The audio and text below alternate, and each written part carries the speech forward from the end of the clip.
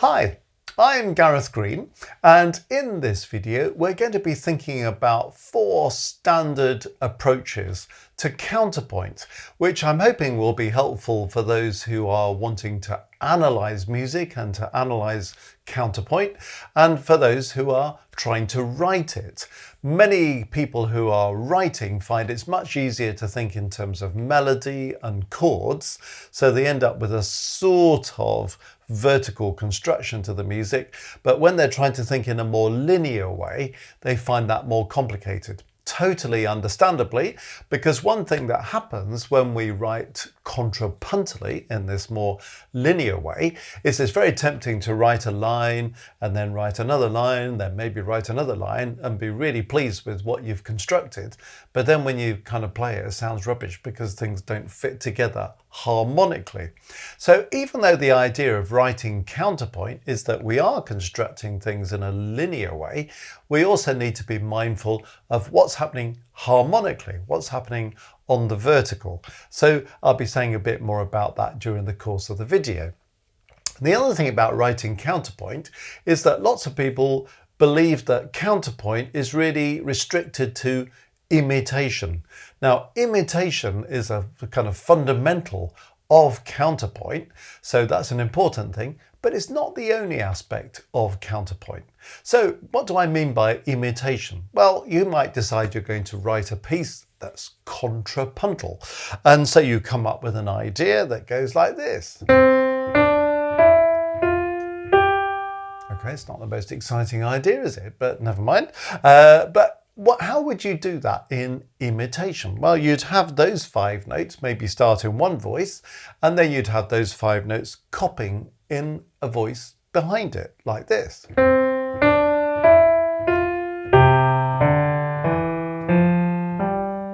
And then you think, okay, if I can make that happen, well, what's the first voice going to do when that second voice comes in? Is it just going to sit on that long note, or is it going to move on? Maybe like this.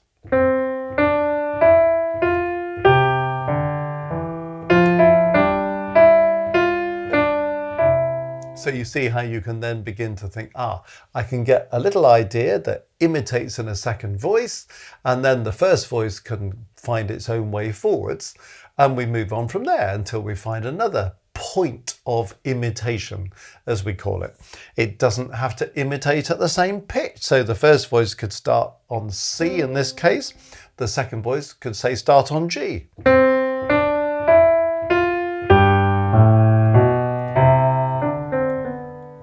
you see what I've done there? Done the imitation, but starting at a different pitch. So imitation is a fundamental contrapuntal technique, but as I say, it's not the only one, and you can't really live on a diet of imitation alone. So what we've got here is 4 approaches to how we might go about constructing things a little more contrapuntally for those who are wanting to acquire a bit more confidence in doing this. But I'm going to make a sort of harmonic start. In other words, give you a kind of skeletal framework that makes sense harmonically, and then say, how do we develop that into something that's a little more contrapuntal? So the first thing I'm going to talk about is writing counterpoint in parallel motion. So this is where both voices move together, maintaining the same interval. So let's have a look at this kind of skeletal idea. So this is how this goes.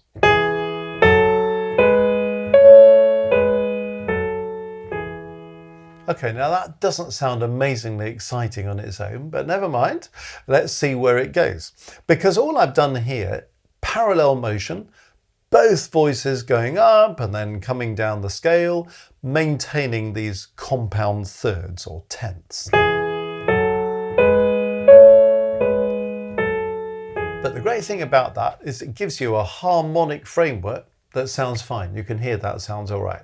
Okay, now what happens if I decide to take that framework, but this time to decorate the right hand? So I'm keeping the left hand exactly as it was, but then in the right hand, I'm using this little sort of motif to decorate it a little bit. This is what this sounds like.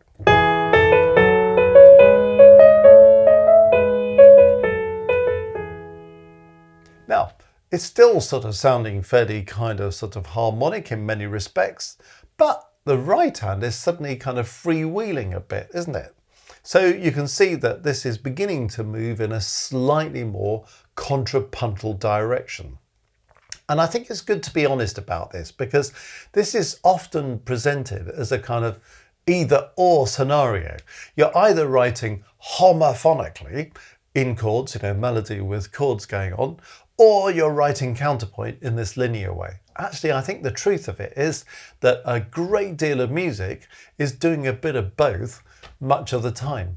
So it's worth sort of thinking, well, does what I've already done here count as homophonic writing or as contrapuntal writing? You can kind of see ingredients of both.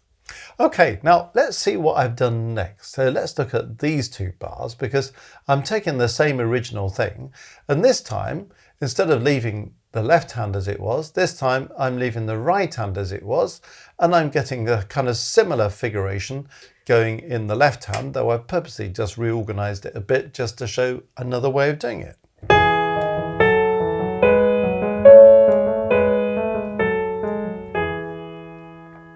So you see how that works. Could be in the left hand. Now, if you wanted to put these two phrases back to back, that might show you the sort of thing that might happen in a real piece of counterpoint. In other words, we've got these continuous notes in the left hand there, followed by the continuous notes in the right hand, while all this busier stuff in the right hand there is taken in the left hand there. So in other words, you kind of take the texture and you flip it up the other way. So if I put those two together, even though it's repeating exactly the same pattern, you see how we flip the texture and get a little conversation going on.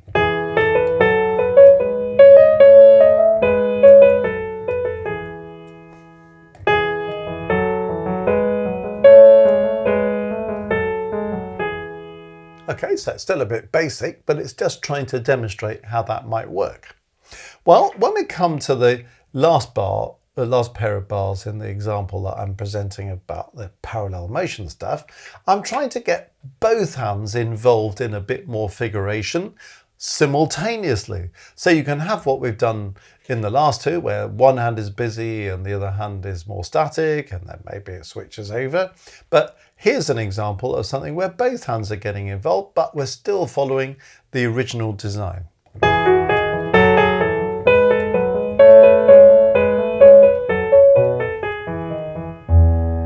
And that feels much more contrapuntal, doesn't it? Because both hands are going. But you can see that we've still got this fundamental outline. I think one of the great things about working with this compositionally, and okay, this is in a sort of Baroque style, and you might want to work in a totally different style. That's fine, the principles are the same. But do you see how you take something that's fundamentally extremely boring and actually energize it through the rhythm and through the counterpoint to turn it into something that's actually much more interesting? Okay, so parallel motion is the first of these four approaches that I'm talking about in this video. Let's move on to the next one, because this time I'm talking about similar motion. So what's the difference between parallel motion and similar motion? Well, with similar motion, you've got both voices moving in the same direction, but with some variation of the harmonic intervals. So in the parallel motion, it was third, third, third, third, third, third, third, wasn't it? All the way. But this time, well, what am I doing here? I've got a fifth, third, third, third, six, six, six. So both hands are moving in the same direction, but the intervals are varying a little bit. And again, purposely giving you what could be deemed to be a really boring idea. I'm doing that on purpose because it has no rhythmic character whatsoever, and it's just got both the parts plodding along on each beat of the bar. But you can see very clearly how these intervals are varied, but how both hands are moving in similar motion. And you can hear and see that it makes harmonic sense. You know, we can analyze that, can't we? It's called 1, 4, 5, 6, 1, 5, 7, probably 1, you know, so you can sort of see how that's working out. Okay, Now, if we take the same kind of approach that we were doing when we were talking about the parallel motion, can you see what I'm doing in this phrase? Again, being a bit busier in the right hand whilst maintaining the left hand.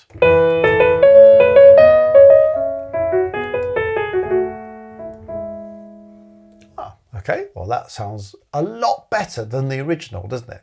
Suddenly doesn't sound tedious anymore, hopefully. When I go to the next phrase, again, I'm doing the same thing about let's get the busyness in the left hand.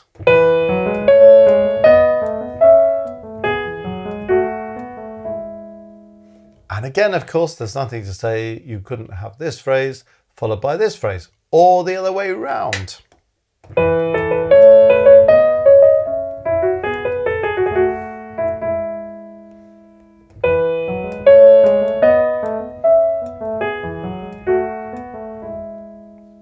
And if you were stitching those two phrases together, you'd probably have a bit more movement at that point to make it sound more continuous.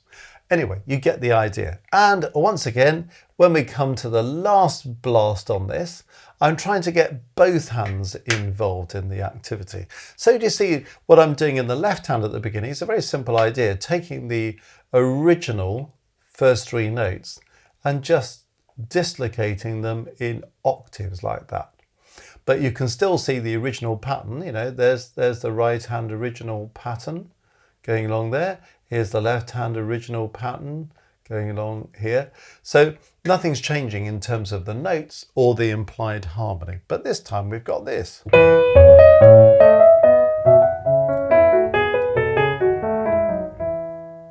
And you can hear again how both hands are involved in that. So there's a kind of how to work this in similar motion.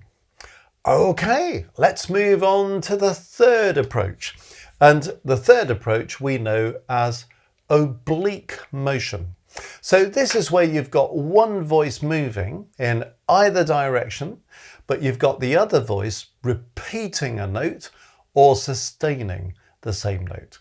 So you can see immediately what's going on in the original here. I've just got this one note going on for the whole of the first bar, the first measure, and okay, there's a couple of notes here, but it's not really kind of moving anywhere very much, is it? So you have one part on the move while the other part is sustaining or repeating. So in these first two bars, these first two measures, you see what's happening.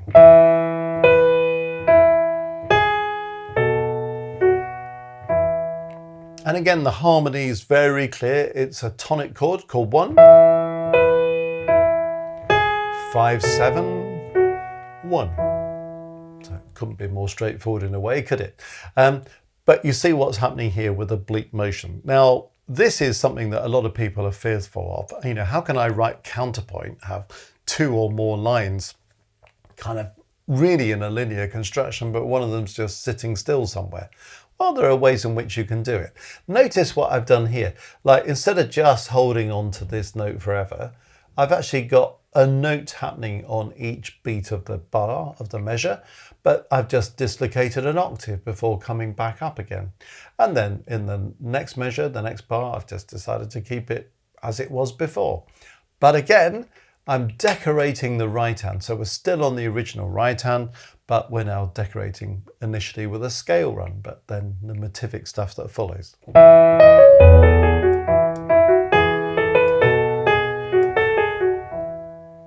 So you see how that goes. And of course, just as before, you could do the same thing with a more static right hand and the left hand being busy. Or of course, you can score this up for instruments, whatever you want to do. But that's how oblique motion works, when one voice is going in either direction, but the other voice is repeating or sustaining the same note. So that's oblique motion. Then onto the fourth way of doing things, contrary motion. Okay, so contrary motion, as I'm sure you know, is when you have both voices moving in opposite directions. Many people will have, if you're a keyboard player, will have practiced their contrary motion scales.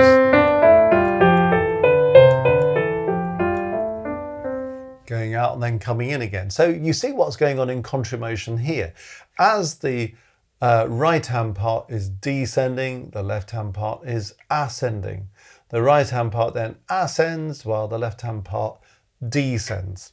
So here's my original kind of boring skeletal thing, but the boring skeletal thing is giving us a very kind of clear sense of what the framework is, melodically and harmonically.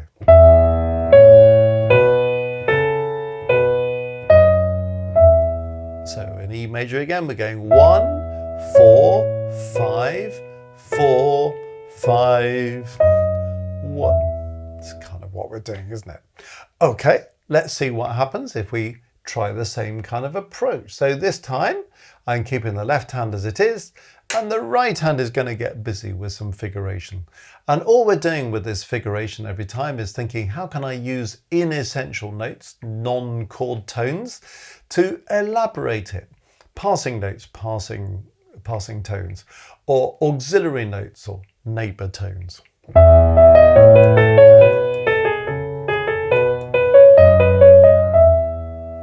So there we are, right hand busy, left hand staying where it was. Okay, next example, the right hand is staying as it was originally, and the left hand is getting busy, but in a slightly different way to the one I've just played.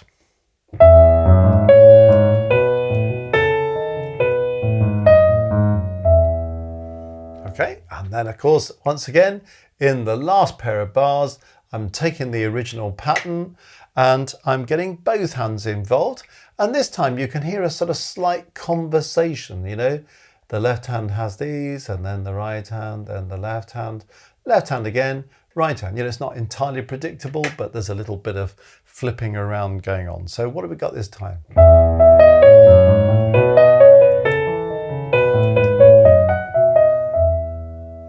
So you see how that then starts to feel much more contrapuntal. So my advice to anybody who's wanting to work with contrapuntal techniques, instead of being a little bit random with it, instead of just writing lines hoping that harmonically they all fit together, and instead of just thinking, how can I imitate everything that I can see, is to think about these 4 different approaches and think, you know, worth doing a few exercises up front as well before you actually write a piece, taking a very basic idea in parallel motion and then seeing if you can work it into a number of examples. Between the hands, you know, one hand busy, one hand not, both hands busy, whatever. Then try it in similar motion, try it in oblique motion, try it in contramotion, and you'll build up some contrapuntal technique. So if you're analysing a piece of counterpoint, it's really useful to spot where imitation occurs. It's really useful to be able to identify what kind of counterpoint is being employed at any given moment from these 4 examples, and see how it's contrasted and what the balance of one kind of contrapuntal technique against another one might be during the course of a piece. And if you're writing it, well, hopefully this gets you going on some contrapuntal technique. Well, if you've enjoyed this video, then go to our website, www.mmcourses.co.uk, and click on the courses link. And that will take you to all of our online courses. There are many courses there about all sorts of musical topics that is all designed to empower the all-round musician. So theory, aural work, aural dictation, analysis, orchestration, all sorts of things. And there's even a course out there on writing counterpoint. So if you want to go a bit further with the study that we've engaged in today, well, that's a course that will help you. And it has more focus on this imitation, which is the contrast to what this video has covered. So you might find that a particularly useful course to follow up with, just to get this counterpoint going. While you're on our homepage, have a click on Maestros, and that will introduce you to our global community of musicians who want to be maestro members. There are 3 levels. Level 1 is a kind of support level, but it comes with all sorts of nice perks like emojis and things. If you want to move on to level 2 and level 3, nothing to do with ability. Anybody's welcome at any level, but they will give you access to our monthly live streams, and level 3 will also give you access to discounts on our courses. The monthly live streams is just an opportunity to go deeper with the sort of thing that we've been doing in this video. Often I'm responding to requests from members to study a particular work or a particular composer or a particular technique. And we run a live stream chat, so anybody can ask a question, comment on anything we're doing, makes it much more interactive, and people feel the support of other folk in the same position around the world and seem to value that greatly. In the level 2, there's kind of a teaching input thing, and in level 3, there's the opportunity for you to submit your own compositions, your own harmony work, your own recorded performances, and I'll give you evaluative one-to-one feedback. And again, we share that with the group and we learn so much from each other. So have a look on Maestros and see if that's something of interest to you.